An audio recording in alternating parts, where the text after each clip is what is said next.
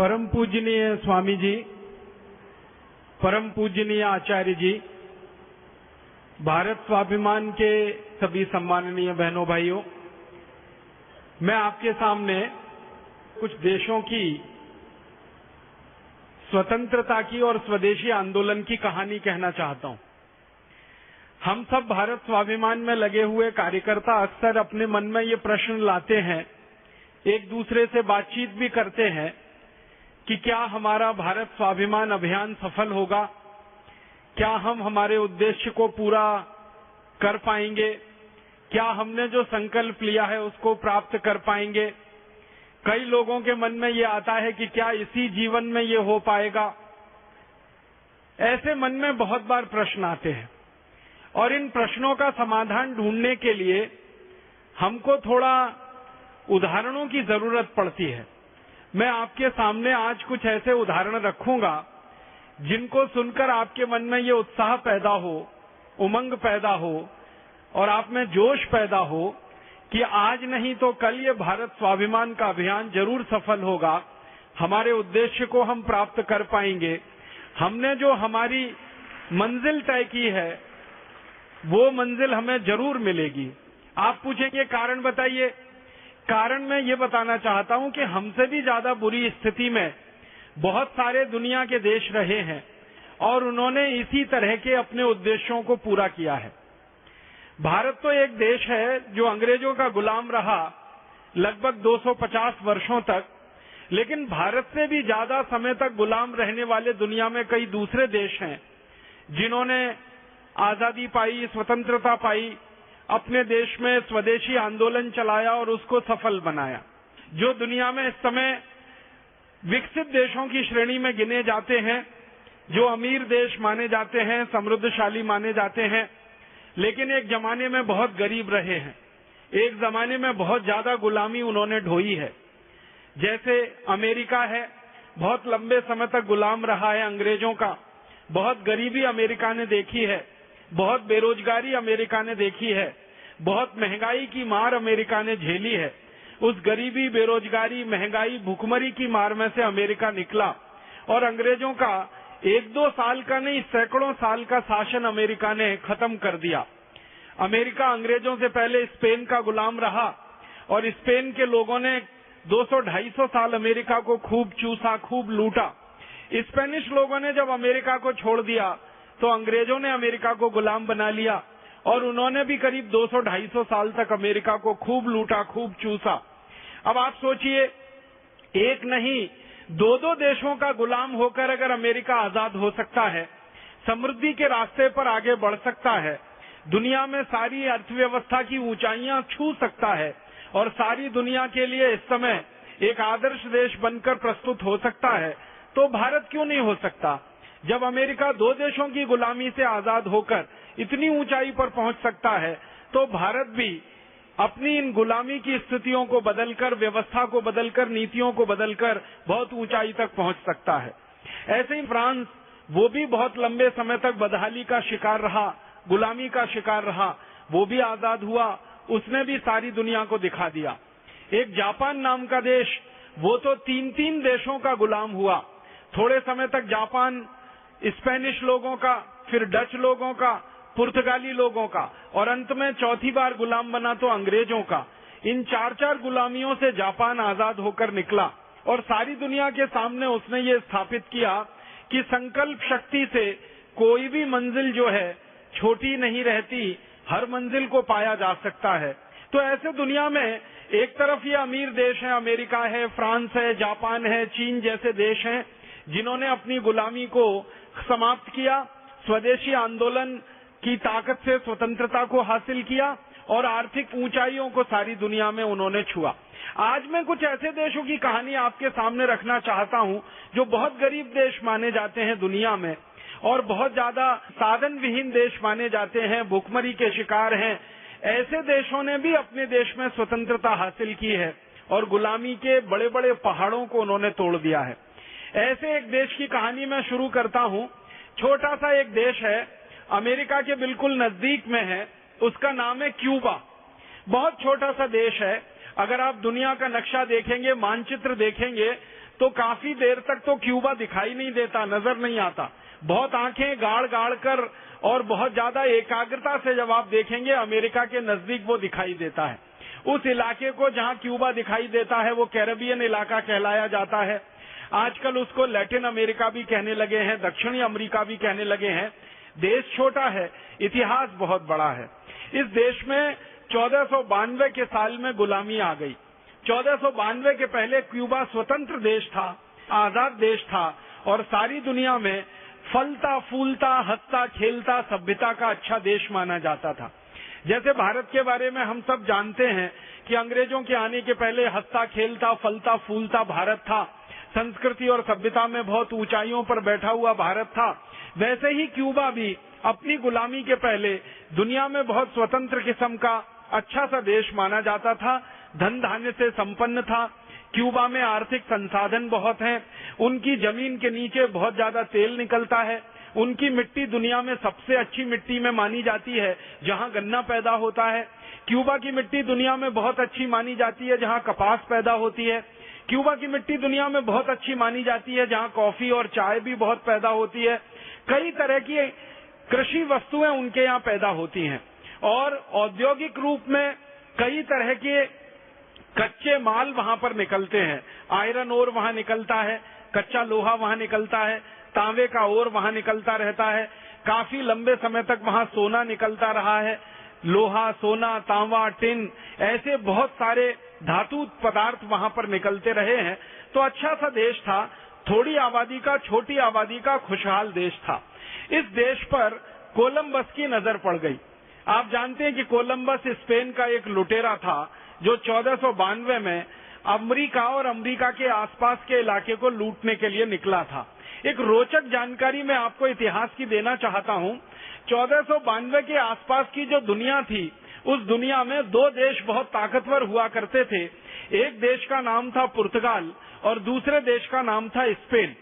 1492 के आसपास अमेरिका की कोई हैसियत नहीं थी दुनिया में, ब्रिटेन की भी कोई हैसियत नहीं थी दुनिया में, फ्रांस की भी कोई ज्यादा बड़ी ताकत नहीं थी उस समय, जर्मनी भी बहुत कमजोर देश हुआ करता था उस समय। 1492 में जो ताकतवर देश थे दुनिया में दो थे, एक तो स्पेन था, दूसरा पुर्तगाल था। इन दोनों देशों के लोगों में आपस में झगड़ा होता रहता था। स्पेन और पुर्तगाल दोनों नजदीक के देश हैं। अगर आप यूरोप का नक्शा देखेंगे तो यूरोप के नक्शे में दोनों देश नजदीक नजदीक के हैं। इन देशों के लोग आपस में लड़ा करते थे। लड़ाई किस बात की होती थी?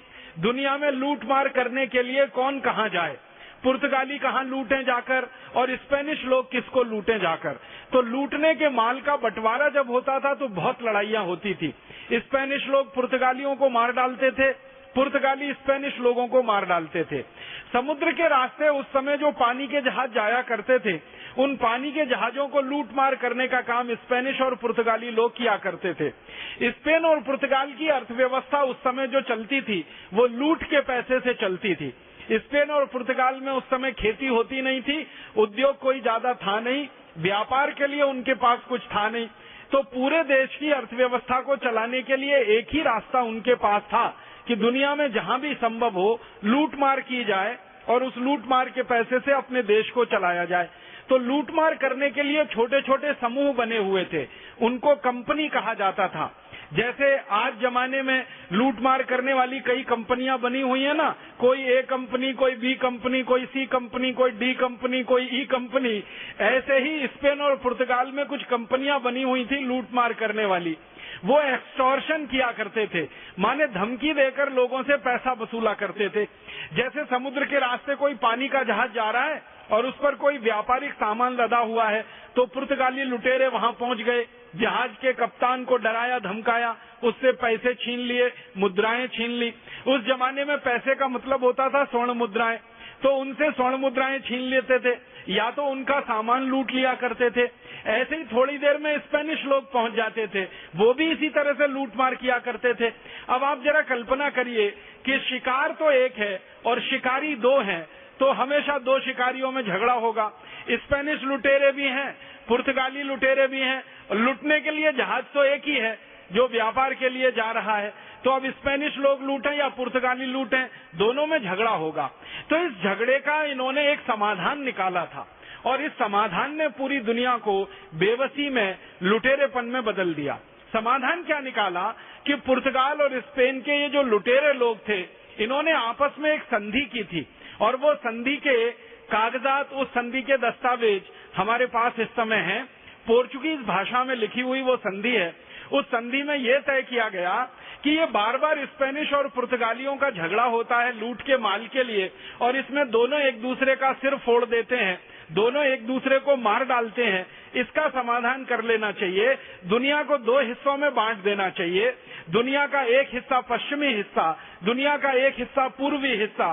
पूर्वी हिस्से को पुर्तगाली लूटते रहेंगे, पश्चिमी हिस्से को स्पेनिश लोग लूटते रहेंगे। तो पूरी दुनिया को लूटने के लिए दो हिस्सों में बांटा गया। और आप हैरान हो जाएंगे, इसके लिए बाकायदा संधि हुई। संधि में एक तरफ पुर्तगाल के राजा के हस्ताक्षर हैं, दूसरी तरफ स्पेन के राजा के हस्ताक्षर हैं, और दोनों के गवाह के रूप में चर्च के एक बहुत बड़े पदाधिकारी के हस्ताक्षर हैं। माने चर्च के पदाधिकारियों के सामने ये संधि हुई, लूटने की संधि हुई, और उसमें बंटवारा ये हुआ कि पूर्वी दुनिया को पुर्तगाली लूटें, पश्चिमी दुनिया को स्पेनिश लोग लूटें।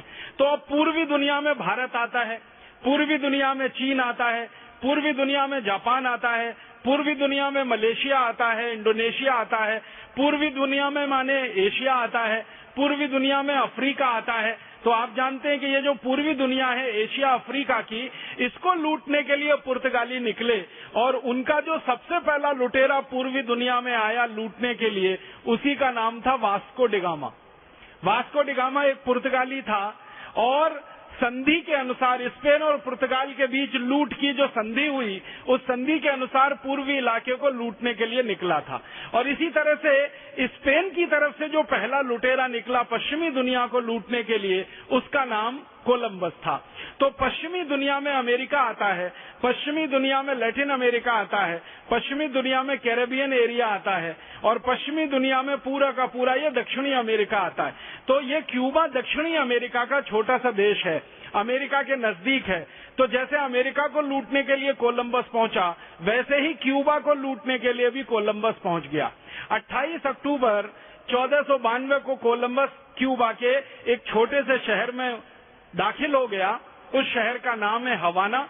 हवाना में जाके उसने लंगर डाला, और लंगर डाल के अपने 300 सैनिकों को लेकर वो शहर में घुस गया। शहर के राजा से उसने दोस्ती के लिए संधि की, और राजा के साथ उसने ऐसा दिखाया कि हम आपसे मित्रता करने आए हैं, दोस्ती करने आए हैं, आप हमारे साथ दोस्ती का एक समझौता कर लीजिए, दोस्ती की एक संधि कर लीजिए। अब वो राजा भोला भाला सीधा साधा क्यूबा का, उसको छल फरेब मालूम नहीं था, छल कपट उसको आता नहीं था, झूठ और बेईमानी भी दुनिया में चलती है ये उसकी कल्पना में नहीं था। उसने बहुत आसानी के साथ कोलंबस से संधि कर ली, और कोलंबस ने जिस राजा से संधि की, दुर्भाग्य से थोड़े ही दिन के बाद उसको मार डाला। और कोलंबस ने जब हवाना के राजा को मार डाला और हवाना शहर पर कोलंबस ने कब्जा कर लिया और अपने 300 सैनिकों को लेकर लूटमार शुरू कर दिया, तो सबसे पहले उसने क्यूबा का सोना लूटा। सोना लूट कर जहाज भरना उसने शुरू किया, फिर चांदी लूटी वहां से, फिर दूसरी बेशकीमती धातुओं में एक धातु होती है जिसको प्लेटिनम कहते हैं, उसको लूटा उसने, और भर भर के सोने, चांदी और प्लेटिनम के जहाज उसने स्पेन ले जाना शुरू किया। क्यूबा से लूटना, स्पेन में ले जाना, क्यूबा से लूटना, स्पेन में ले जाना, ये सिलसिला क्यूबा में शुरू हो गया। और धीरे धीरे क्यूबा का पूरा इलाका, पहले हवाना गुलाम हुआ, फिर हवाना के आसपास का क्षेत्र गुलाम हुआ, और एक दिन पूरा क्यूबा स्पेन का गुलाम हो गया। स्पेनिश लोगों ने कोलंबस की मृत्यु के बाद भी क्यूबा को लूटना बंद नहीं किया। कोलंबस ने क्यूबा को लूटा होगा तो 10-20 करोड़ रुपए की संपत्ति नहीं, और 10-20 100 करोड़ की भी संपत्ति नहीं, 10-20 हजार करोड़ की भी संपत्ति नहीं, लाखों करोड़ों की संपत्ति उसने लूटी। क्यूबा के इतिहास में जो जानकारी मिलती है वो ये कि कोलंबस पहली बार आया और करीब 150 जहाज सोने, चांदी, हीरे जवाहरात और प्लेटिनम के भर के क्यूबा से लूटकर स्पेन ले गया। उस जमाने के एक एक जहाज में 10 से 15 मीट्रिक टन सामान आया करता था। तो 150 जहाज, सोना चांदी हीरे जवाहरात अगर लूटे कोलंबस ने, तो आप कल्पना कर सकते हैं कितना धन संपत्ति लूटा। ये पानी के जहाजों से भरा हुआ सोना चांदी जब स्पेन पहुंचा तो स्पेन वालों की आंखें फटी रह गई। उनको लगा कि कितना समृद्धशाली देश है क्यूबा, जो छोटा सा है और वहां से इतना धन आया है। तो स्पेनिश लोगों ने फिर क्यूबा में जाकर रहना और बसना शुरू कर दिया और इस तरह से क्यूबा स्पेनिश लोगों का गुलाम हो गया। धीरे धीरे स्पेनिश लोगों ने सब लूट लूट कर क्यूबा को पूरा खाली कर दिया। अंत में क्यूबा में कुछ नहीं बचा। जब क्यूबा की लूट बड़े पैमाने पर हो गई तो गरीबी पैदा हो गई, भुखमरी पैदा हो गई, बेरोजगारी पैदा हो गई और भयंकर हिंसा वहां पे शुरू हो गई। आप जानते हैं, जिस देश को भी लूटा जाता है उस देश में सबसे पहले गरीबी आती है। जो देश लूट जाता है वहां सबसे पहले भुखमरी आती है। जिस देश में बहुत ज्यादा लूटमार हो जाती है वहां के उद्योग धंधे, व्यापार और कारीगरी सब चौपट हो जाता है। और जिस देश में लूटमार हो जाती है वहां फिर कुछ शुभ नहीं रह पाता, कुछ भी अच्छा नहीं रह पाता, सब कुछ खराब खराबी हो जाता है। सारी दुनिया के अर्थशास्त्री एक बात पर सहमत हैं और सारी दुनिया के ये जो इतिहासकार हैं वो भी एक बात पर सहमत हैं। इतिहासकार और अर्थशास्त्री ये मानते हैं कि जिस देश की स्वतंत्रता चली जाती है, जिस देश की आजादी चली जाती है, उस देश का सब कुछ चला जाता है। धन, संपत्ति, ऐश्वर्य, वैभव, संस्कृति, सभ्यता, मान्यता, परंपराएं, शास्त्र, साहित्य, संगीत, कविता, कहानी, सब कुछ खत्म हो जाता है अगर किसी देश की आजादी खत्म हो जाती है। जिस देश की स्वतंत्रता खत्म हो जाती है उनके देश में कुछ नहीं बचता है। तो क्यूबा का भी यही हाल हुआ। उनकी भाषा खत्म हो गई, उनका साहित्य खत्म हो गया, उनकी परंपराएं सब खत्म हो गई, उनकी सभ्यता, उनकी संस्कृति पर ग्रहण लग गया, उनकी समृद्धि, उनकी ऐश्वर्य सब कुछ लुट गया। फिर गरीबी आई, भुखमरी आई, बेरोजगारी आई और क्यूबा के लोग तिल तिल करके मरने लगे, भूख से मरने लगे, तकलीफ में आकर मरने लगे। उसी समय क्या हुआ, स्पेनिश लोगों का अंग्रेजों के साथ झगड़ा हो गया। सन 1850 में अंग्रेजों को क्यूबा के बारे में पता चल गया। 1492 से लेकर, आप जरा कल्पना करिए, 1492 से लेकर 1850 तक तो स्पेनिश लोग लूटते रहे क्यूबा को। अगर आप हिसाब निकालेंगे तो 350 साल से भी ज्यादा का समय तो स्पेनिश लूटते रहे क्यूबा को।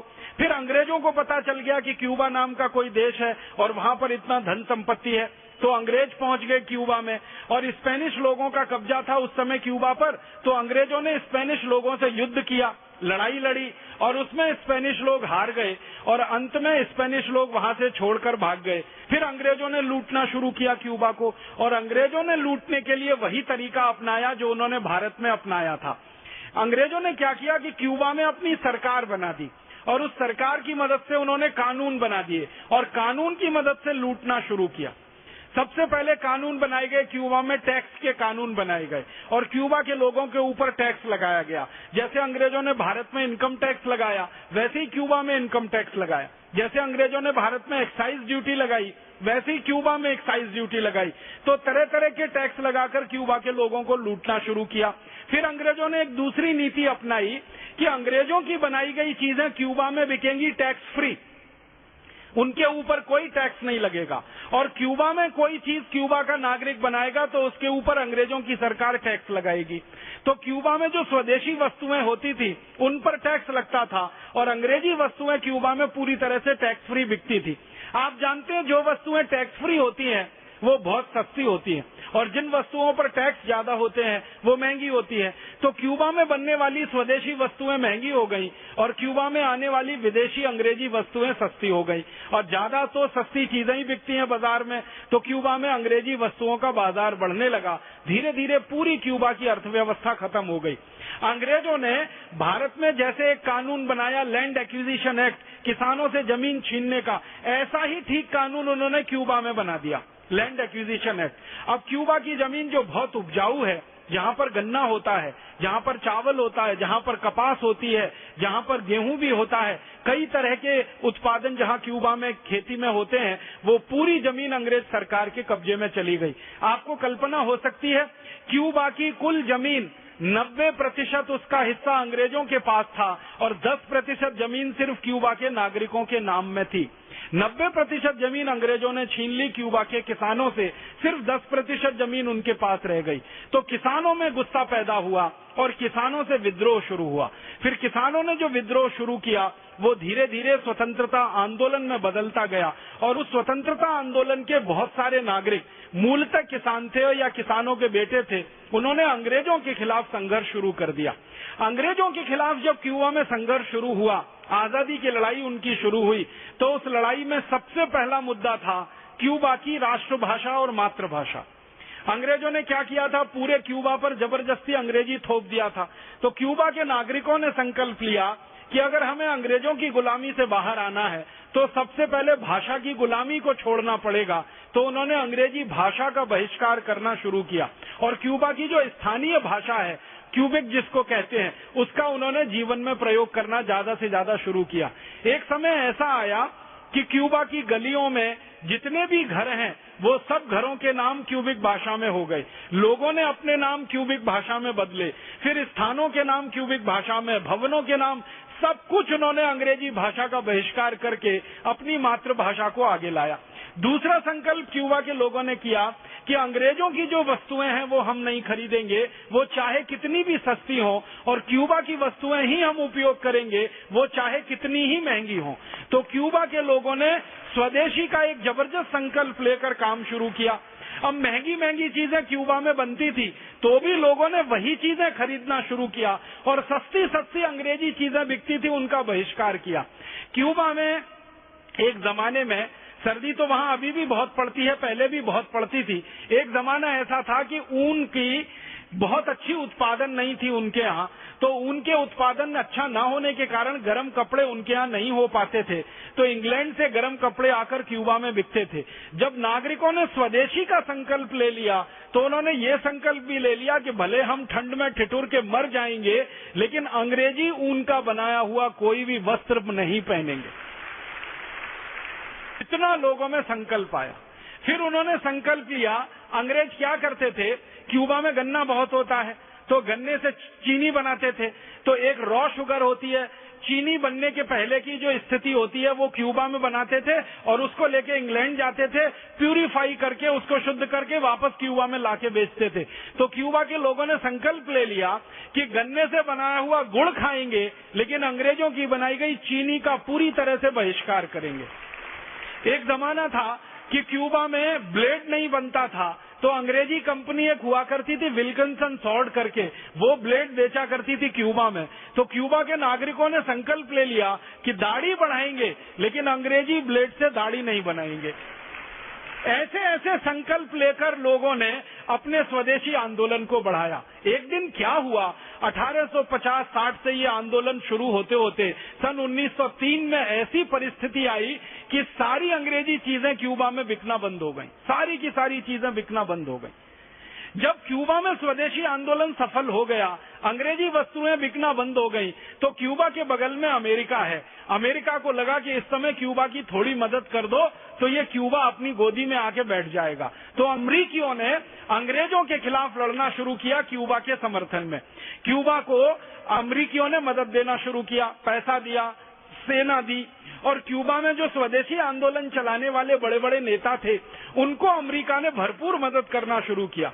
अमेरिका का लालच क्या था कि अगर क्यूबा अगर अंग्रेजों की गुलामी से आजाद हो जाए तो अमेरिका के कब्जे में आ जाएगा। इस चक्कर में अमेरिका ने उनको मदद की, लेकिन क्यूबा वाले भी बहुत होशियार थे। क्यूबा वालों ने देखा कि दुश्मन का दुश्मन हमारा दोस्त हो सकता है। आपको मालूम है कि अमेरिका थोड़े दिन पहले ही अंग्रेजों की गुलामी से आजाद हुआ था। 1776 में अमेरिका ने आजादी पाई थी अंग्रेजों से। तो अमेरिकी तो पहले से ही ब्रिटेन के खिलाफ थे, अमेरिका ने आजादी पाई थी 1776 में। तो अमेरिका की सहायता लेकर क्यूबा के लोगों ने अंग्रेजों के खिलाफ और एक बड़ा मोर्चा खोल दिया। उस मोर्चे में अंग्रेज हार गए, क्योंकि अमेरिका की सेना जब आ गई क्यूबा की तरफ से लड़ने के लिए और अमेरिका के सैनिक आ गए क्यूबा की तरफ से लड़ने के लिए, तो अंग्रेजों की पराजय हो गई और अंग्रेजों ने क्यूबा को छोड़ दिया और क्यूबा को राम राम करके वो वहां से विदा हो गए और क्यूबा दूसरी बार आजाद हुआ अंग्रेजों की गुलामी से। लेकिन फिर क्यूबा का दुर्भाग्य ये हुआ कि जैसे ही क्यूबा अंग्रेजों की गुलामी से आजाद हुआ, अमेरिका ने उसको गुलाम बना लिया। और अमेरिका का तब चेहरा लोगों को समझ में आया कि इसने मदद क्यों की थी क्यूबा की, और अमेरिका ने क्यूबा को गुलाम बना लिया और क्यूबा को जबरदस्ती कर्ज देकर अमेरिकी कर्जे में फंसा लिया और क्यूबा के पूरे बाजार में अमेरिकी सामान भर गया। क्यूबा की सारी जमीन पर अमेरिका का कब्जा हो गया, क्यूबा के बाजार में सारी अमेरिकी कंपनियां घुस गईं। तो क्यूबा के नागरिकों ने सोचा कि ये तो हम कहां फंस गए आकर। अंग्रेजों की गुलामी से आजाद होने के बाद अमरीकियों की गुलामी में फंस गए और अंग्रेजों की गुलामी से पहले स्पेनिश लोगों की गुलामी में फंस गए। फिर क्यूबा के नागरिकों ने कमर कसी और फिर उन्होंने संकल्प लिया कि इस गुलामी को भी हम हटा देंगे। उनके मन में प्रबल विश्वास था कि अगर हम अंग्रेजों की गुलामी को हटा सकते हैं, स्पेनिश लोगों की गुलामी को हटा सकते हैं, तो अमरीकियों की गुलामी को भी हटा देंगे। तो अमेरिका के खिलाफ फिर क्यूबा के लोगों ने संघर्ष करना शुरू किया और जबरदस्त मोर्चा उन्होंने खोला। संघर्ष का आधार वही था कि अमरीकी वस्तुओं का पूरा बहिष्कार करेंगे, अमरीकी कंपनियों का पूरा बहिष्कार करेंगे।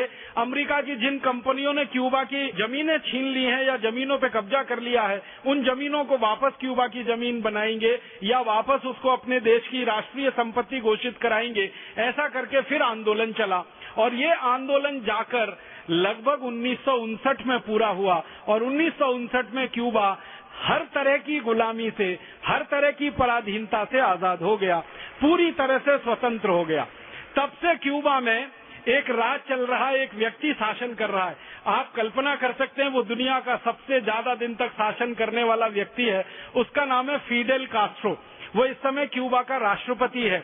ये वही आदमी है जिसने क्यूबा को संगठित किया अमेरिका की गुलामी के खिलाफ। ये वही व्यक्ति है जिसने क्यूबा के नागरिकों को प्रेरित किया अमेरिकी वस्तुओं के बहिष्कार के लिए। ये वही व्यक्ति है जिसने क्यूबा के लोगों को प्रेरित किया अंग्रेजी भाषा के बहिष्कार के लिए। ये वही व्यक्ति है जिसने क्यूबा के लोगों को प्रेरित किया अमेरिकी कानूनों का बहिष्कार करने के लिए, अमेरिकी संविधान का बहिष्कार करने के लिए। वो लोगों के दिल में ऐसे बैठ गया, इतना उनका प्रेरणा पुरुष बन गया कि 1959 में जब क्यूबा तीसरी बार आजाद हुआ विदेशी गुलामी से, तो लोगों ने जबरदस्ती उसको राष्ट्रपति बना दिया। फिडेल कास्ट्रो ने घोषणा की थी कि मैं मेरे जीवन में कभी पद नहीं लूंगा, कभी सत्ता नहीं लूंगा, कभी संपत्ति नहीं बनाऊंगा, लेकिन लोगों ने आजादी मिलते ही उसको राष्ट्रपति बना दिया। और 1959 से, आप सोचिए, 1959 से वो आदमी राष्ट्रपति है और अभी 2009 आ गया है। क्यूबा की जनता ये कभी सपने में भी सोचना पसंद नहीं करती कि फिडेल कास्ट्रो को राष्ट्रपति पद से हटा दिया जाए।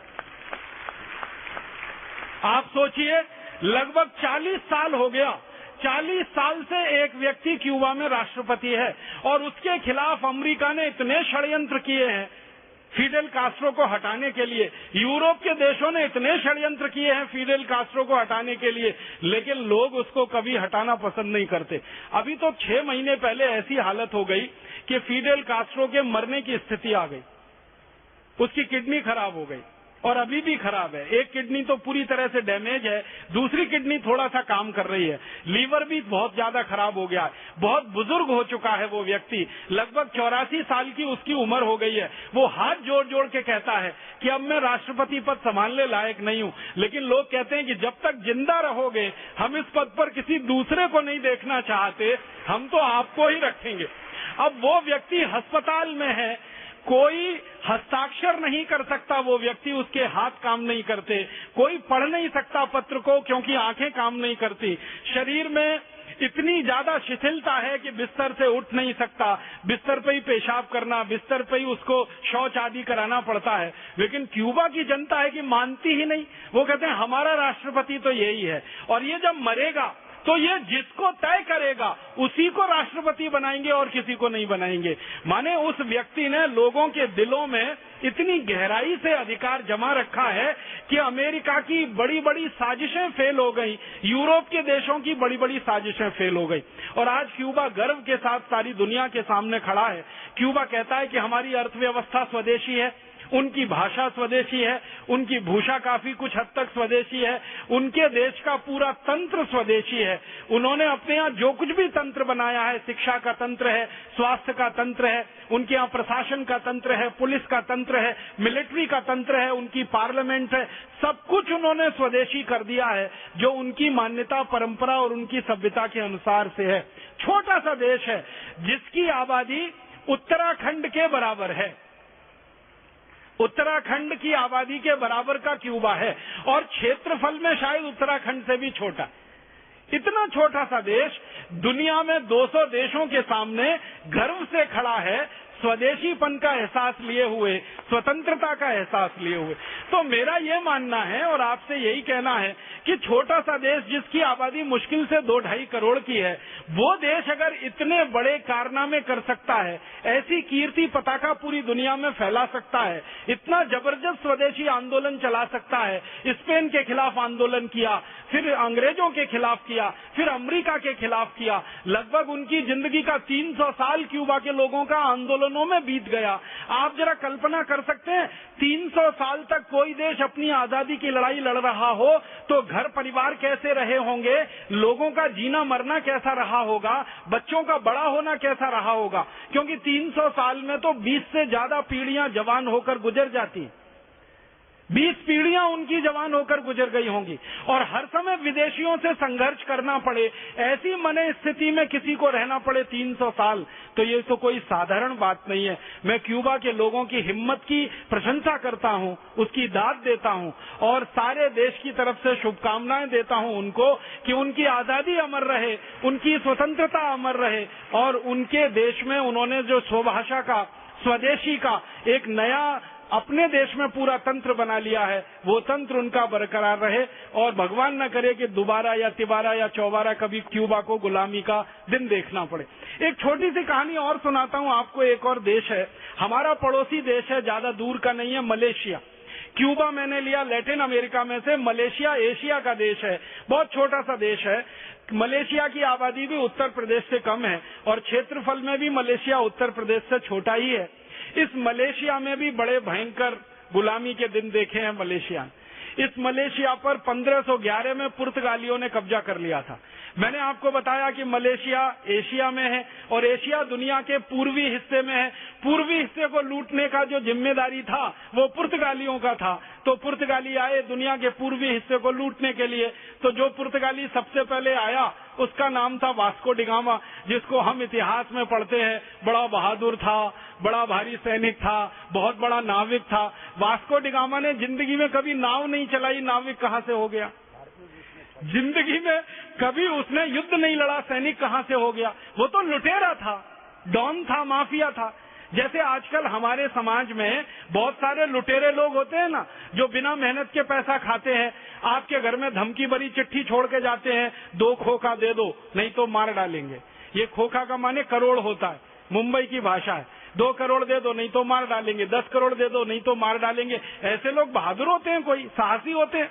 ये तो सब कमजोर लोग हैं, दादागिरी करके दूसरों के ऊपर अपना जबरदस्ती से धौंस पट्टी जमाकर लूट के पैसा अपनी जिंदगी चलाते हैं। तो वास्को डिगामा तो वैसे ही आदमी था। वो आया, उसको नाव चलाना आता नहीं था, तो एक भारतीय नाविक को उसने लिया हुआ था जबरदस्ती। वो नाव चला के लेके आया था उसकी लिस्बन से और यहाँ भारत तक।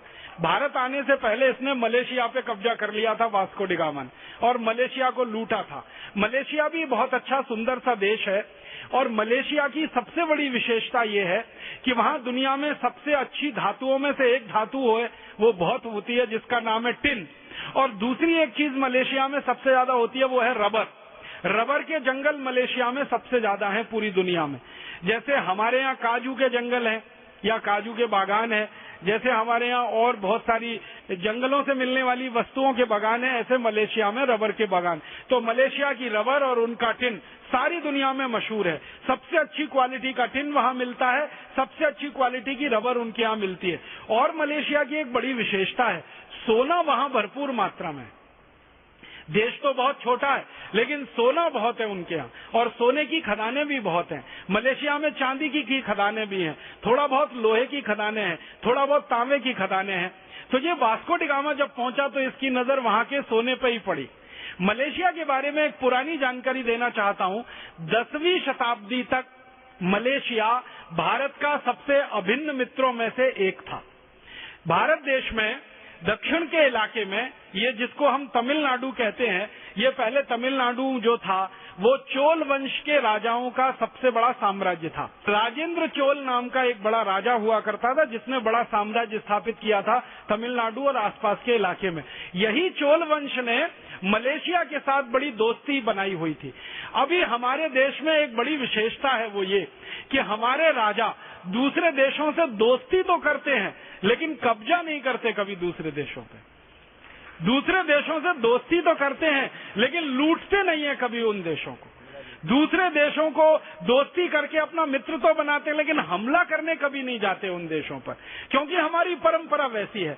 तो दक्षिण भारत का ये चोल वंश था जो भारत का सबसे गौरवशाली समय माना जाता है, भारत का जो स्वर्ण युग माना जाता है। उस समय चोल वंश का शासन दक्षिण भारत में, और उनकी दोस्ती थी मलेशिया से। तो तमिलनाडु का मलेशिया के साथ बड़ा पुराना रिश्ता है, और यही कारण है कि मलेशिया में सबसे ज्यादा मलय लोगों के बाद दूसरी जनसंख्या अगर किसी की है तो वो तमिल लोगों की ही है। मलेशिया देश की जनसंख्या का वर्गीकरण करेंगे तो सबसे ज्यादा तो उनके मूल लोग हैं जिनको मलय लोग कहा जाता है। दूसरे नंबर पर सबसे ज्यादा जो संख्या है वो तमिल लोगों की है। तीसरे नंबर पर जो सबसे ज्यादा संख्या है वो मलयाली लोगों की है, केरल के लोगों की है। पता नहीं ये मलय भी शायद मलयाली से ही बना हो, मालूम नहीं मुझे। अगर हम शोध करें तो पता चलेगा कि ये मलय नाम भी हमारे देश के जो केरल के नागरिक हैं जिनको मलयाली कहा जाता है उनके ही किसी प्रभाव के चलते ये मलय देश बन गया हो, शायद ऐसा हो सकता है।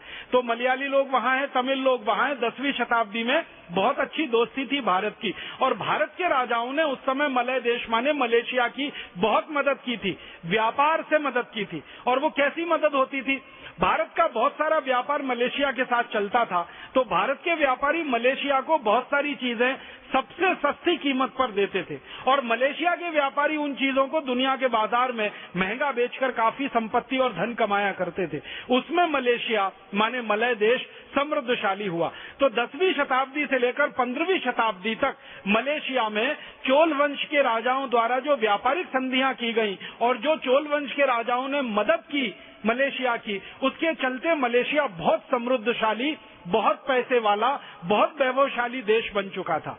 उस पर नजर पड़ी वास्को डी गामा की। वास्को डी गामा पहुंच गया वहां लूटने के लिए, लूटपाट उसने मचाई, धन संपत्ति वहां से लेके उसने पुर्तगाल में जब भिजवाई तो पुर्तगालियों की आंखें फट गई। उनको लगा कि ये देश पर तो कब्जा कर लेना चाहिए, तो वो कुछ सैनिक लेकर आए और उन्होंने मलेशिया पर कब्जा कर लिया। और वो कब्जा भी कुछ इस तरह से हुआ कि मुश्किल से 300 सवा 300 सैनिक थे वास्को डी गामा के, उन्होंने कब्जा कर लिया इतने बड़े मलेशिया पर। और वो कैसे हुआ? मलेशिया में उन्होंने ये देखा कि कौन कौन छोटे छोटे राजा हैं या जमींदार हैं जो मलेशिया के बड़े राजाओं से दुश्मनी भाव रखते हैं। उनको पहले उन्होंने साथ में लिया और उनकी सेनाओं की मदद से बड़े राजाओं से युद्ध करके कुछ इलाका जीता, फिर धीरे धीरे पूरा देश कब्जे में ले लिया। और इस तरह से 15वीं शताब्दी से लगातार ये मलेशिया गुलाम हो गया पुर्तगालियों का। फिर उन्होंने क्या किया? पुर्तगालियों की सरकार बना दी, कानून बना दिए, भाषा वहां की पोर्चुगीज हो गई, भूषा वहां की पोर्चुगीज हो गई, भोजन वहां का मलय लोगों का पोर्चुगीज हो गया। धीरे धीरे हर चीज उनकी खत्म होती गई और गुलामी उनके ऊपर मजबूती से लगती चली गई। फिर क्या हुआ कि पुर्तगालियों ने जब खूब लूट लिया मलेशिया को, तो डच लोग आ गए लूटने के लिए। डच माने हॉलैंड के लोग आ गए, और हॉलैंड वालों ने पहले पुर्तगालियों से लड़ाई की, झगड़ा किया, और पुर्तगालियों से लड़ाई झगड़े में इस मलेशिया को या मलाया को उन्होंने जीत लिया, और उसके बाद डच लोगों के कब्जे में चला गया ये मलेशिया। 17वीं शताब्दी से डच लोगों ने इसको लूटना शुरू किया। 18वीं शताब्दी के मध्य में फिर अंग्रेज घुस गए वहां लूटने के लिए। ये सारी यूरोप की जो कौमें हैं ना, ये ऐसी ही लूटखोरी की कौमें हैं। डच लोग लूटने पहुंच गए, पुर्तगाली लूटने पहुंच गए, फिर अंग्रेज लूटने पहुंच गए, कहीं स्पेनिश लोग लूटने पहुंच गए। ये एक घुस गया किसी देश में तो बाकी सब पीछे पीछे घुसेंगे ही, ये पक्का है। दुनिया के 71 देशों में इन्होंने यही खेल खेला। पहले डच घुस गए, फिर स्पेनिश घुस गए, फिर कोई और घुस गए, फिर अंग्रेज घुस गए, फिर तो ऐसे यहाँ पे हो गया, पुर्तगाली घुसे, फिर डच आए, फिर अंग्रेज घुस गए 1850 में, और अंग्रेजों ने लूटना शुरू किया। और अंग्रेजों का तरीका वही लूटने का, कानून बनाओ और कानून बनाकर लूटो, ताकि दुनिया में कोई बदनामी अंग्रेजों की ना करे। अंग्रेजों को कोई लुटेरा कहे तो उनको सबसे ज्यादा चिढ़ होती है। वो ये कहते हैं कि हम लुटेरे थोड़ी हैं, हम तो कानून का पालन करने वाले लोग हैं। अब वो कानून लूटने वाले हैं तो हम क्या करें? ये कुछ ऐसा समझ लो जैसे आपकी कोई जेब काटे तो आप कहोगे मेरी जेब क्यों काट रहा है, लुटेरा है, वही डकैत है क्या? फिर वो आदमी जेब काटने का कानून बना दे और उस कानून से आपकी जेब कटने लगे तो आप उसको लुटेरा थोड़ी कहेंगे, फिर तो आप कहेंगे ये कानून का पालन करने वाला बहुत अच्छा शासक है, भले वो जेब काट रहा है लेकिन कानून से काट रहा है। शराब पीना हमारे यहाँ कानून तो अंग्रेजों का ये तरीका है। परम पूजनीय स्वामी जी मुझे याद दिला रहे हैं कि भारत में भी उन्होंने यही किया था। जैसे अंग्रेजों के आने के पहले भारत में गोहत्या कहीं नहीं होती थी और वो पाप माना जाता था। आपको एक हैरान करने वाली बात बताता हूँ, भारत में इतने मुस्लिम राजाओं का शासन रहा 350 साल। अकबर जैसा मुस्लिम राजा, शाहजहां जैसा मुस्लिम राजा, औरंगजेब जैसा मुस्लिम राजा, बहुत तरह के अत्याचार उन्होंने किए होंगे लेकिन गाय को नहीं काटा और कटने नहीं दिया। हमारे देश में मुस्लिम राजाओं के समय में तो कानून था कि कोई अगर गाय काट देगा तो उसके दोनों हाथ काट दिए जाएंगे। तो भारत में मुस्लिम राजाओं के शासन में भी गाय नहीं कटी, लेकिन जब अंग्रेज आए तो अंग्रेजों ने गाय काटना शुरू किया। गाय काटना शुरू किया अपने मांस खाने के लिए, क्योंकि अंग्रेज कौम गाय का मांस खाने वाली कौम है। तो हल्ला मचना शुरू हुआ सारी देश में कि क्यों अंग्रेज गाय काट रहे हैं। तो अंग्रेजों ने गाय काटने का कानून बना दिया फिर, और फिर उन्होंने कहना शुरू किया कि हम गाय थोड़ी काट रहे हैं, हमने तो कानून बनाया है, उसका पालन कर रहे हैं। अब वो कानून है कि गाय कटे। ऐसे ही अंग्रेजों ने शराब पीने का कानून बनाया इस देश में। 1760 के पहले इस देश के सारे दस्तावेज मैंने छान मारे, 1760 के पहले का एक भी प्रमाण ऐसा नहीं मिला मुझे कि भारत में कहीं शराब बिकती थी। और 1760 के पहले का एक भी प्रमाण नहीं मिला इस देश में कि लोग सामूहिक रूप से शराब पीते थे। ना तो लोग शराब पीते थे, ना यहाँ शराब बिकती थी, क्योंकि शराब बनती नहीं थी। सोमरस बनता था, वो दूसरी चीज है, शराब बिल्कुल दूसरी चीज है। और लोग भी जो पीते थे ना, चोरी चोरी छुपके, कोई देख लेगा तो पता नहीं क्या हो जाएगा। अंग्रेजों का अधिकारी जो रॉबर्ट क्लाइव आया, उसने सबसे पहला कानून 2 बनाया इस देश में। गाय काटने का कानून 1760 में बनाया और शराब की दुकानों को लाइसेंस देने का कानून भी 1760 में बनाया। और सबसे पहला शराब खाना कोलकाता में शुरू हुआ और सबसे पहला कत्ल खाना भी कोलकाता में शुरू हुआ। और जो कत्ल खाना रॉबर्ट क्लाइव ने 1760 में खोला था, वो कत्ल खाना अभी 2009 में भी शुरू है। रॉबर्ट क्लाइव के जमाने में वहां एक दिन में 300 गाय कटती थी। अब आजादी के 63 साल में उस कत्ल खाने में 14,000 गाय रोज कटती। और जो एक शराब की दुकान खोली थी लाइसेंस देकर रॉबर्ट क्लाइव ने 1760 में कोलकाता में, वो एक शराब की दुकान अब भारत में लाइसेंसधारी 32,000 शराब की दुकानों में बदल चुकी है। माने 1760 में एक शराब की दुकान थी, अब भारत में लाइसेंसधारी 32,000 शराब की दुकानें हैं। और बिना लाइसेंसधारी कितनी है उसकी गिनती सरकार के पास नहीं है, वो शायद लाखों में निकल सकती है। तो अंग्रेजों का तरीका था लूटना है, बर्बाद करना है, खत्म करना है किसी कौम को, किसी समाज को, किसी देश को, तो कानून बना दो और कानून बना के वो सब करो ताकि दुनिया में कोई बदनामी ना करे। तो मलेशिया में उन्होंने कानून बना दिया। कानून क्या बना दिया कि मलेशिया में जितने भी रबर के पेड़ हैं वो सब अंग्रेज सरकार की संपत्ति है, उनसे निकला गया रबर सारा अंग्रेज सरकार का होगा, ये कानून बन गया। माने मलेशिया का आदमी अपने ही पेड़ से रबर नहीं ले सकता। आप जानते हैं रबर कैसे आती है? दूध निकलता है। जैसे हमारे बहुत सारे पेड़ों में रस निकलता है ना, ताड़ के पेड़ में रस निकलता है, उससे गुड़ बनता है, ऐसे रबर के पेड़ में सफेद रंग का दूध निकलता है। उस दूध को गर्म करते करते रबर बनता है। तो वो दूध कोई मलाया नागरिक नहीं ले सकता, और दूध लेने के लिए कोई मलाया नागरिक पेड़ में कट नहीं लगा सकता। ये कानून बना दिया। और ये कानून बनाया फॉरेस्ट कंजर्वेशन एक्ट। कानून की भाषा देखिए, फॉरेस्ट कंजर्वेशन एक्ट माने जंगलों को संरक्षण देने का कानून। तो संरक्षण कैसे दिया जा रहा है? जो मूल नागरिक हैं वो पेड़ को कट नहीं लगा सकते, दूध नहीं ले सकते। अंग्रेज सरकार सभी पेड़ों का दूध निकालेगी, वो दूध इंग्लैंड भेजा जाएगा, वहां उससे रबर बनाया जाएगा, वो रबर लाकर मलेशिया में बेचा जाएगा। इसी तरह अंग्रेजों ने एक कानून बना दिया कि टिन जो है ना, टिन जमीन में से निकलता है पत्थर के रूप में, तो सारा टिन का पत्थर अंग्रेज सरकार की संपत्ति है, वो इंग्लैंड जाएगा, टिन बनकर वापस मलेशिया में आएगा। सोना जितना निकलता है, सोने की खदानें अंग्रेज सरकार की हैं, चांदी की खदानें अंग्रेज सरकार की हैं, तांबे की खदानें अंग्रेज सरकार की हैं। इस तरह के कानून बनाकर पूरी मलेशिया की संपत्ति पर अंग्रेजों का कब्जा हो गया। फिर मलेशिया के नागरिकों ने संघर्ष किया। ये तो हर देश की कहानी है कि जब भी कोई देश विदेशियों का गुलाम हुआ है, थोड़े दिनों के बाद उस देश की जनता को जागृति हुई है और उसने संघर्ष किया। तो मलाया नागरिकों ने संघर्ष किया, जबरदस्त संघर्ष किया, और उस संघर्ष का तरीका वही था कि उन्होंने अपनी भाषा को पहले आगे बढ़ाया। अंग्रेजों ने पूरे मलेशिया में अंग्रेजी भाषा को स्थापित कर दिया था। अंग्रेजी भाषा के स्कूल, अंग्रेजी भाषा में काम करने वाली संस्थाएं सारे मलेशिया में। मलाया नागरिकों ने उनका बहिष्कार करना शुरू किया और उनकी जो भाषा है मलय, उसको उन्होंने प्रश्रय देना शुरू किया। फिर स्वदेशी वस्तुओं को प्रश्रय देना शुरू किया। मलाया के नागरिकों ने तय किया कि हम वही खाएंगे, वही पिएंगे, वही ओढ़ेंगे, वही बिछाएंगे जो हमारे मलेशिया में पैदा होता है। अंग्रेजों का बनाया हुआ ना खाएंगे, ना पिएंगे, ना ओढ़ेंगे, ना बिछाएंगे। अंग्रेजों की सभी वस्तुओं का बहिष्कार, अंग्रेजों की भाषा का बहिष्कार, अंग्रेजी सरकार का बहिष्कार। इस तरह से जबरदस्त आंदोलन चला। उस आंदोलन के गर्भ में से एक स्वतंत्र मलेशिया, एक आजाद मलेशिया निकला और मलेशिया 1957 में आजाद हुआ। भारत तो आजाद हुआ 1947 में, मलेशिया हमसे 10 साल के बाद आजाद हुआ 1957 में। 31 अगस्त 1957 को मलेशिया का स्वतंत्रता दिवस मनाया जाता है। उन्होंने अपना संविधान लागू किया।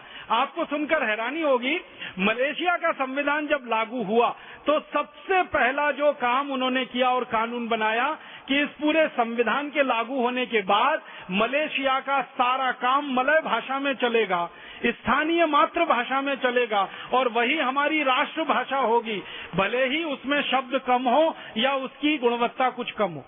तो भाषा उनकी अपनी बनाई, फिर उन्होंने भूषा अपनी लाई, फिर भोजन अपना लाया, फिर वस्तुओं का उत्पादन अपने स्तर पे करना शुरू किया और आज होते होते मलेशिया एशिया के देशों में सबसे समृद्धशाली देशों में तीसरे नंबर पर गिना जाता है। सबसे समृद्धशाली एशिया में गिना जाता है चीन को, फिर उसके बाद गिना जाता है जापान को। अभी थोड़े दिन से भारत मलेशिया से थोड़ा आगे निकल गया है, तो भारत और अंत में चौथा नंबर मलेशिया का ही है।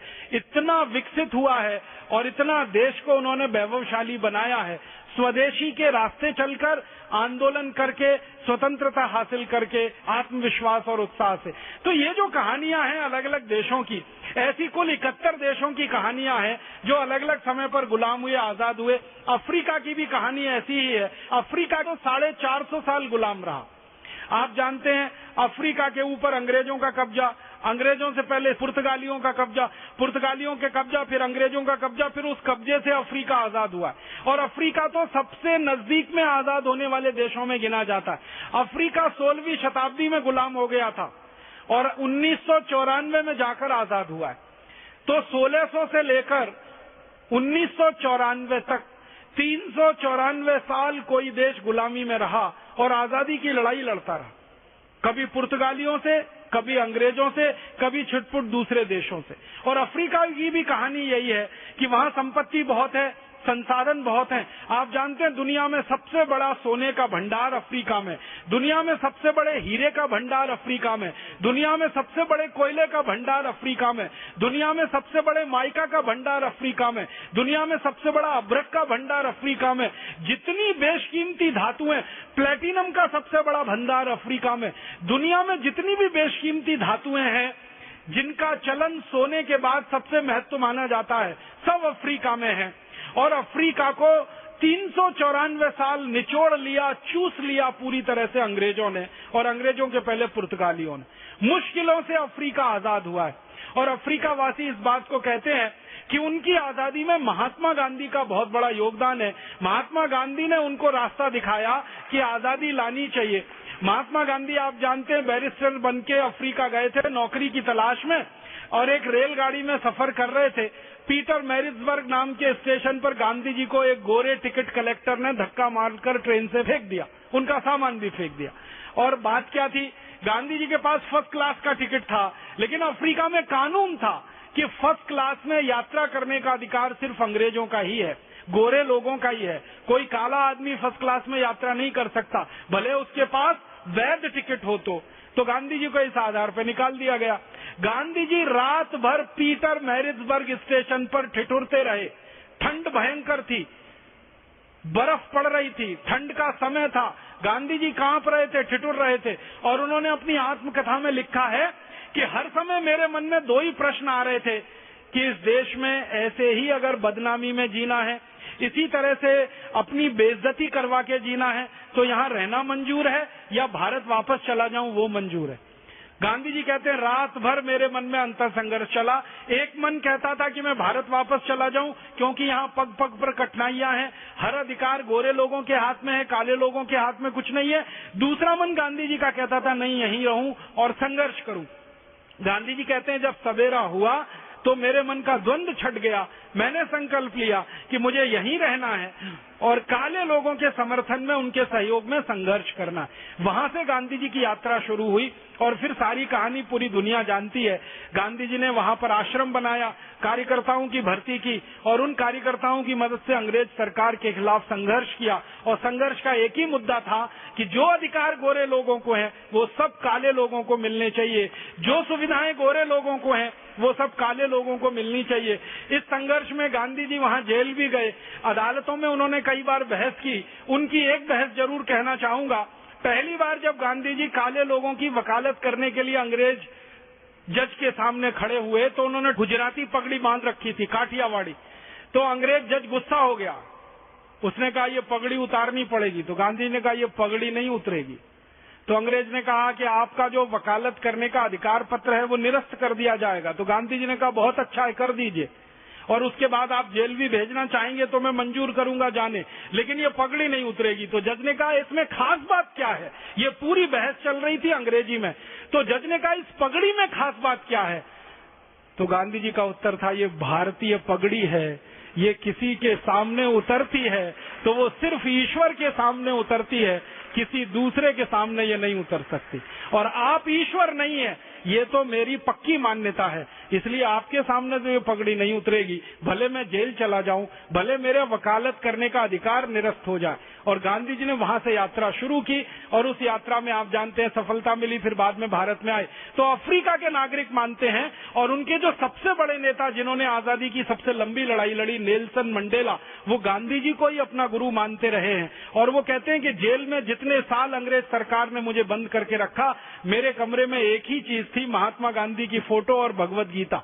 जितने भी देश गुलाम हुए अंग्रेजों के या दूसरे देशों के, उन्होंने आजादी के बाद सबसे पहला काम जो किया है अपने देश की भाषा को ठीक किया। हम आजादी के बाद अपनी भाषा ठीक नहीं कर पाए।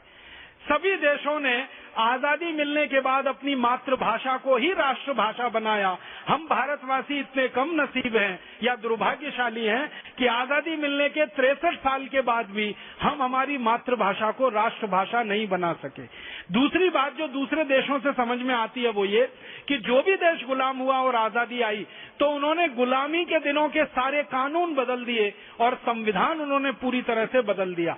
लेकिन भारत की आजादी के 63 साल के बाद इस देश का बदनसीबी है कि हमने अंग्रेजों के बनाए हुए 34,735 कानून जस के तस इस देश में अपना लिए, हमने उन कानूनों को नहीं बदला। और इससे भी बड़ा दुर्भाग्य है कि अंग्रेजों ने जो गवर्नमेंट ऑफ इंडिया एक्ट बनाया था हमारे ऊपर 1000 साल गुलामी लाने के लिए, उस गवर्नमेंट ऑफ इंडिया एक्ट के बहुत सारे प्रावधानों को हमने भारत के संविधान में शामिल कर लिया। और भी देशों से जो देखने को सीखने को मिलता है वो ये कि गुलामी के बाद किसी भी देश ने अपनी मूल संपत्ति को विदेशियों के हाथ में नहीं दिया। मलेशिया ने या जापान ने या तो क्यूबा ने, या तो अमेरिका ने, इन सब देशों का उदाहरण देखने से पता चलता है कि उनकी सारी जमीनें उन्होंने अपने हाथ में रखी, खदानें उन्होंने अपने हाथ में रखी, जिसको कोर सेक्टर कहते हैं अर्थव्यवस्था में, वो सब उन्होंने स्वदेशी हाथों में रखा है। लेकिन भारत की बदनसीबी है कि आजादी के 63 साल के बाद इस देश का पूरा कोर सेक्टर विदेशियों के हाथ में है। आप जानते हैं कि हमारे देश की सरकार ने लाखों एकड़ जमीन इस देश की विदेशी कंपनियों को दे रखी है। आप जानते हैं कि इस देश में विदेशी कंपनियों को 74% पूंजी निवेश करने का रास्ता खोल रखा है। कई क्षेत्रों में तो 100% विदेशी पूंजी निवेश का रास्ता खोल रखा है हमारी सरकार ने। हमारे देश में जमीनें विदेशियों के लिए, हमारे देश में पानी विदेशियों के लिए, हमारे देश में सड़कें विदेशियों के लिए, हमारे देश के संसाधन विदेशियों के लिए। अब तो ऐसा लग रहा है कि सेवा के क्षेत्र में भी विदेशी आ रहे हैं, बीमा के क्षेत्र में विदेशी कंपनियों को सरकार लाने जा रही है, वकालत के क्षेत्र में विदेशी कंपनियों को लाने की तैयारी कर रहे हैं, चार्टर्ड अकाउंटेंसी के क्षेत्र में विदेशी कंपनियों को लाने की तैयारी हो रही है। माने ये बदनसीबी भारत में ही शिक्षा के क्षेत्र में विदेशियों को लाने की तैयारी हो रही है। विदेशी विश्वविद्यालय खोलने के लिए यहाँ रात दिन सरकार प्रयास कर रही है कि कैम्ब्रिज यूनिवर्सिटी खोले, ऑक्सफोर्ड यूनिवर्सिटी खोले, ताकि यहाँ के विद्यार्थी जो अधकचरे अंग्रेज हैं वो पूरी तरह से पक्के अंग्रेज बन जाए और उन्हीं की सेवा में रात दिन लगे रहें। तो हर क्षेत्र को विदेशियों के हवाले किया जा रहा है। हमारी माइनिंग विदेशी कंपनियों के हाथ में। आपको मालूम है हमारे देश में हीरे और पन्ने की वैसे तो बहुत ज्यादा खदान है नहीं, मध्य प्रदेश में है। मध्य प्रदेश में और छत्तीसगढ़ में कुछ खदानें हैं जहां हीरा निकलता है, पन्ना निकलता है। वो खदानें भी हमने विदेशियों को दे रखी हैं। कंपनियां विदेशी हैं जिनके हाथ में पूरी खदानों के लीजिंग लाइसेंस दे दिए गए। तो भारत में आजादी के 63 साल के बाद भी सब चीजें विदेशियों के लिए की जा रही हैं। और जो देश हमसे बाद में आजाद हुए और हमसे पहले गुलाम हुए, उन्होंने कभी अपने यहाँ ऐसा काम नहीं किया कि विदेशियों को सारे क्षेत्र खोल दिए हों। तो मुझे ऐसा लगता है कि भारत में तो आजादी की दूसरी लड़ाई लड़ने का ज्यादा अच्छा समय और ज्यादा अच्छा मौका अब आया है, और ज्यादा तेजी से हमको इस दूसरी आजादी की लड़ाई के लिए तैयारी करनी है। एक आजादी की लड़ाई हम लड़ चुके हैं अंग्रेजों से, जिनको हम गोरे अंग्रेज मानते हैं। दूसरी आजादी की लड़ाई लड़नी है इन काले अंग्रेजों से जो भारत में पैदा हुए हैं लेकिन अंग्रेजों जैसा व्यवहार कर रहे हैं, जो भारत में पैदा हुए हैं और अंग्रेजों जैसी सरकार चला रहे हैं। अंग्रेजों की सरकार बजट बनाती थी तो उनका नियम था कि 90% खर्चा सरकार के लिए होगा, 10% खर्चा विकास के लिए होगा। अंग्रेजों के जाने के बाद हमारे देश में 63 साल में जो बजट बन रहे हैं उसमें भी नियम ये है कि 90% खर्चा सरकार के लिए होता है, 10% खर्चा विकास के लिए होता है। अंग्रेजों की सरकार सबसे ज्यादा भ्रष्टाचार करती थी इस देश में। अंग्रेजों के बाद 63 साल की सरकारें भी भयंकर भ्रष्टाचार में डूबी हुई हैं। मुझे तो ऐसा लगता है कि रॉबर्ट क्लाइव जैसे भारत को लूटता था, वॉरेन हेस्टिंग्स जैसे भारत को लूटता था, केनिंग ने जैसे भारत को लूटा, कर्जन ने जैसे भारत को लूटा, हमारे देश में रॉबर्ट क्लाइव के, केनिंग के, वॉरेन हेस्टिंग्स के नए नए अवतार पैदा हो गए हैं। मुझे तो ऐसा लगता है कि रॉबर्ट क्लाइव मरा नहीं, उसी की आत्मा हमारे देश के कुछ भूतपूर्व मुख्यमंत्रियों में प्रवेश कर गई है। तो लुटेरे अंग्रेज चले नहीं गए इस देश में से, उन्हीं की आत्मा को छोड़ गए हमारे यहाँ इन काले अंग्रेजों के लिए, और वो लूटने में लग गए हैं, देश को बर्बाद करने में लग गए हैं। तो मुझे तो ऐसा लगता है कि भारत में बहुत अनुकूल माहौल है, बहुत अनुकूल वातावरण है एक दूसरी क्रांति के लिए, आजादी की दूसरी लड़ाई के लिए। आजादी की पहली लड़ाई हुई अंग्रेजों को भगाने के लिए, अब आजादी की दूसरी लड़ाई होगी काले अंग्रेजों को भगाने के लिए और अंग्रेजों की बनाई गई व्यवस्था को बदलने के लिए, अंग्रेजियत को हटाने के लिए और अंग्रेजी कानूनों को जड़मूल से खत्म कराने के लिए।